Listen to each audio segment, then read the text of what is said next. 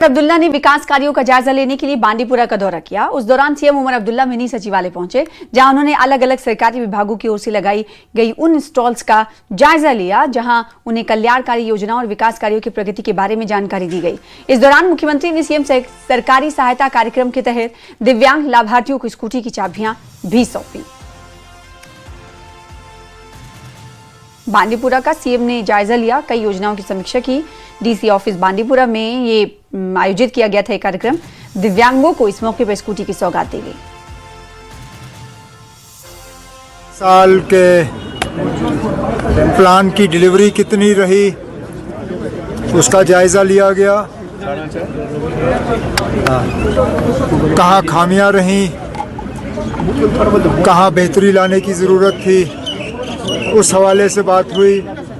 और यहाँ पे जो लोगों के चुने हुए नुमाइंदे हैं, honourable MLA Gurez, honourable MLA Bandipora, honourable MLA Sumbal Sonawari, उनके तरफ से जो कॉन्स्टिट्यूंसी को लेके जो लोगों की उम्मीदें हैं, जो डिमांड्स हैं, जहाँ कुछ ठीक करना है, ये सारी बातें रखी गई और इनको यकीन दिलाया गया है कि जितना हमसे हो सकेगा हम कर लेंगे। और राजौरी जिले में चल रहा ऑपरेशन शेरू वाली लगातार 26वें दिन भी जारी है। डोरीमल के घने जंगलों में भारतीय सेना, जम्मू कश्मीर पुलिस के स्पेशल ऑपरेशन ग्रुप यानी एसओजी और सीआरपीएफ की संयुक्त रूप से ये व्यापक तलाशी अभियान चल रहा है। सुरक्षा बल संदिग्ध आतंकियों की तलाश में कॉम्बिंग, निगरानी और गश्त कर रहे हैं। पूरे इलाके में हाई अलर्ट घोषित कर दिया गया है और जंगलों की संवेदनशील क्षेत्रों पर विशेष नजर रखी जा रही है। सुरक्षा एजेंसियां हर गतिविधि पर कड़ी निगरानी बनाए हुए।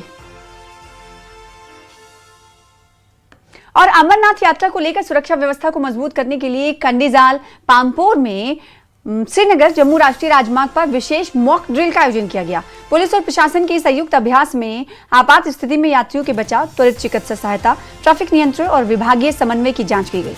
अधिकारियों ने बताया कि इस तरह की मॉक ड्रिल से यात्रा के दौरान सुरक्षा तैयारियों को परखा जाता है और किसी भी चुनौती से निपटने की क्षमता को और मजबूत किया जाता है। श्री अमरनाथ जी यात्रा से पहले पुलिस ने नेशनल हाईवे 44 पर एक व्यापक मॉक ड्रिल का आयोजन किया। इसका मकसद आपातकालीन तैयारियों का जायजा लेना और किसी भी संकटपूर्ण स्थिति से निपटने के लिए प्रतिक्रिया तंत्र को मजबूत करना था। यह अभ्यास नागरिक प्रशासन, एसडीआरएफ, नागरिक सुरक्षा, अग्निशमन और आपातकालीन सेवाओं, स्वास्थ्य विभाग और अन्य संबंधित एजेंसियों के साथ मिलकर किया गया।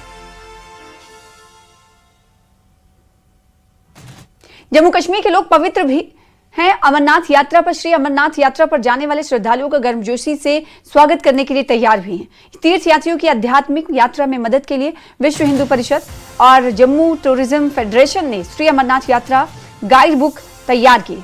इस गाइड बुक में जम्मू कश्मीर के विभिन्न धार्मिक, आध्यात्मिक और पर्यटन स्थलों के बारे में जानकारी दी गई है। इसमें इन जगहों के ऐतिहासिक और आध्यात्मिक महत्व को बताया गया है, जिसमें श्रद्धालुओं को अपनी यात्रा की बेहतर योजना बनाने और अपनी तीर्थ यात्रा का पूरा लाभ उठाने में मदद मिलेगी। वेट जम्मू वासियों को हमेशा से ही रहता है। साल का ये वो वक्त होता है जब जम्मू का माहौल भक्तिमय बन जाता है और ऐसे में खुली बाहों से श्रद्धालुओं का स्वागत किया जाता है। और उसी कड़ी में टूरिस्ट फेडरेशन की तरफ से एक मैनुअल, एक गाइड जो है, एक गाइड बुक जो है वो निकाली गई है, जो कि श्रद्धालुओं के लिए होगी और विभिन्न जो पर्यटन स्थल हैं जम्मू के, उसकी जो जितनी भी इंफॉर्मेशन है और जितना भी उसकी जो अहमियत है उससे अवगत करवाने के लिए ये मकसद है इनका। और मेरे साथ में राजेश गुप्ता जी हैं, जो वीएचपी के सीनियर नेता भी हैं, और इस गाइड जो मैनुअल है इसको भी इनकी तरफ से रिलीज़ किया गया है। सर, कितना फ़ायदा इस जो गाइड मैनुअल से और मकसद क्या था इसके पीछे? देखिए, पिछले 15 साल से ये 15वां एडिशन था। विश्व हिंदू परिषद की प्रेरणा से, योजना से पर्यटन संघ के द्वारा ये एक, जिसको कहते हैं मार्गदर्शक पुस्तिका निकाली जाती है अमरनाथ के यात्रियों के लिए। पूरे भारतवर्ष में इसका प्रिंट एडिशन भी और आजकल ई एडिशन जो PDF वर्जन है वो भेजा जाता है और फ्री ऑफ कॉस्ट ये डिस्ट्रीब्यूट की जाती है कि अमरनाथ जी की यात्रा एक दुर्गम यात्रा है। लोगों को इसके विषय में भ्रांतियां भी हैं और यात्रा के बहुत सारे डिसिप्लिन्स भी हैं, अनुशासन भी मेंटेन करने पड़ते हैं। जिसमें कि अपना खान पान का भी अनुशासन, फिर जाना कहाँ पे है, लोग एक्लेमेटाइज्ड नहीं हैं उस टेरेन के साथ, यात्रा के प्रोसीजर्स के साथ। और हम चाहते थे कि पूरे भारत से यात्री आएँ तो उनको उनके गृह स्थानों के ऊपर यात्रा के विषय में जानकारी मिले। तो 15 साल पहले ये एक प्रयास शुरू किया गया था जो निर्विघ्न रूप से जारी है। यात्रा शुरू होने से 1-1.5 महीना पहले इस तरह से ये मार्गदर्शक पुस्तिका, जिसको यात्रा गाइड कहते हैं, वो निकाली जाती है। इस साल की भी यात्रा गाइड निकल चुकी है, उसका PDF वर्जन भी है, वेबसाइट पे भी है और हार्ड कॉपी भी है। मैं बताता हूँ आपको कि एक तो ये है कि उसकी रजिस्ट्रेशन कैसे हो, यात्रा के दौरान हमने अनुशासन का पालन कैसे करना है, रूट्स कौन कौन से हैं और क्या अडॉप्ट करने हैं, फिर जब यात्रा में आए अमरनाथ जी की यात्रा के लिए तो और कौन से तीर्थ स्थानों पर हम विजिट कर सकते हैं, यात्रा की महत्ता क्या है, धार्मिक अनुशासन क्या हो। और बहुत सारे लोगों को ऐसा लगता है कि यात्रा इस पीरियड में हो, इस पीरियड में हो। उसमें हम ये भी बताते हैं कि यात्रा के दौरान हर दिन शुभ है, किसी भी दिन यात्रा करें। तो इसको लेकर के जम्मू कश्मीर में जितने भी धार्मिक पर्यटन के स्थान हैं उनके विषय में भी उसकी जानकारी दी गई है। और इसके साथ साथ विश्व हिंदू परिषद के द्वारा इस यात्रा के दौरान जो अपनी तरफ से सेवा के उपक्रम विश्व हिंदू परिषद के द्वारा भी और उसकी सहयोगी संस्थाओं के द्वारा भी खड़े किए हैं, उसके बारे में भी हम उसमें जानकारी देते हैं। राजेंद्र वैद, न्यूज़ 18 जम्मू। और अमरनाथ यात्रा शुरू होने से पहले सुरक्षा बलों ने जम्मू में यात्री निवास भवन और उसके आसपास बड़े पैमाने पर तलाशी अभियान चलाया। ये भवन अमरनाथ यात्रियों के लिए बेस कैंप है। पूरे इलाके की जांच पड़ताल के लिए स्निफर डॉग्स, ड्रोन और मेटल डिटेक्टर का इस्तेमाल भी किया गया है। ये देखिए तस्वीरें आप देख रहे हैं, अमरनाथ यात्रा की शुरुआत होने वाली है, उससे पहले सुरक्षा की हर परत को कड़ा रखने के लिए ये तमाम प्रोसेस किए जा रहे हैं। अब अमरनाथ की यात्रा की शुरुआत जो है वो 3 जुलाई से होनी है। उससे पहले मल्टी टायर जो सिक्योरिटी अरेंजमेंट्स हैं वो इन प्लेस कर दिए गए हैं।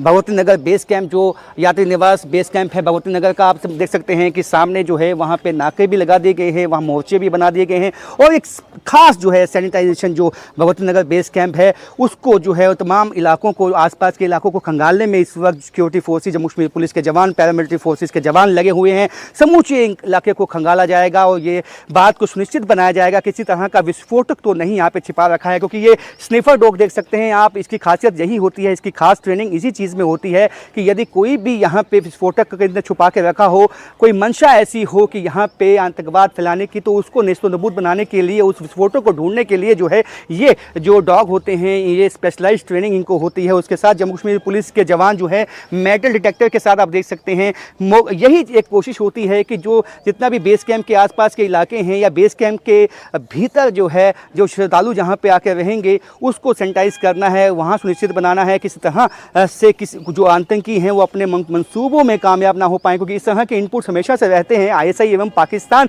इसी मंशा में रहते हैं कि जिस तरह से यहाँ पे श्रद्धालु काफ़ी संख्या में पहुँचते हैं तो कहना है खलल डालने के लिए यात्रा में कई कदम उनकी तरफ से उठाया जा सकता है, लेकिन हमेशा उनको यह मुँह की खानी पड़ी है, क्योंकि हमेशा से ही हमारी जो सिक्योरिटी फोर्सेस हैं उन्होंने उनके नापाक इरादों को नाकाम बनाया है। आप देख सकते हैं कि चाहे वो मेटल डिटेक्टर हैं, चाहे वो स्निफर डॉग हैं, समूचे इस वक्त यात्री निवास भवन को खंगालने के लिए, सैनिटाइज करने के लिए एक बड़े पैमाने पर जो है यहाँ पे एक अभियान जो है वो चलाया हुआ है सिक्योरिटी फोर्सेस की तरफ से। मकसद यही है क्योंकि 3.5 लाख से ज़्यादा श्रद्धालुओं ने अभी भी अपना रजिस्ट्रेशन करवा लिया है और ऑन द स्पॉट जो रजिस्ट्रेशन है इस दफ़ा पिछले सालों का रिकॉर्ड टूटेगा। और ऐसे में यही एक मौका है कि जब जम्मू कश्मीर के लोगों को एक आस होती है कि जो उनका बिजनेस है वो बढ़ेगा, और वो तभी बढ़ेगा जब यात्रा जो है 58 दिन की यात्रा 58 दिन चलेगी, और ऐसे में यहाँ के लोगों को भी उसका फ़ायदा होगा, यहाँ की इकनॉमी को फ़ायदा होगा।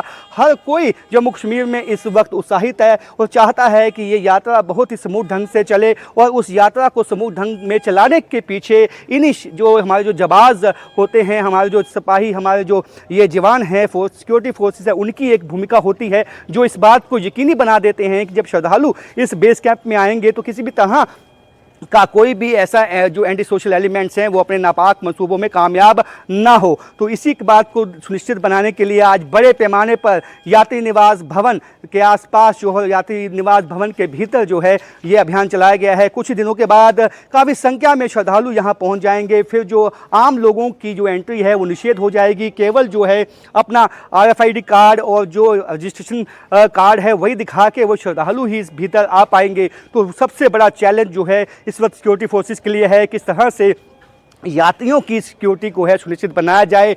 यहाँ पे कई तरह की व्यवस्थाएं की गई हैं जिसमें सिक्योरिटी सबसे अहम होती है। और जम्मू में जो है 20 और 21 को जो है होम मिनिस्ट्री से भी एक टीम आके यहाँ पे सिक्योरिटी जायज़ा ले सकती है। अमरनाथ यात्रा की सिक्योरिटी की जायज़ा जो है हाल ही में अमित शाह ने भी लिया है और कोई भी चांस जो है इस वक्त जो है सिक्योरिटी फोर्सेस नहीं लेंगी और तमाम जो SOPs हैं उनको इन प्लेस कर दिया गया है। यानी कि आम लोगों के लिए भी ये एंट्री है कुछ दिनों के बाद निषेध होगी। केवल यात्रियों के लिए यहाँ पे एंट्री होगी।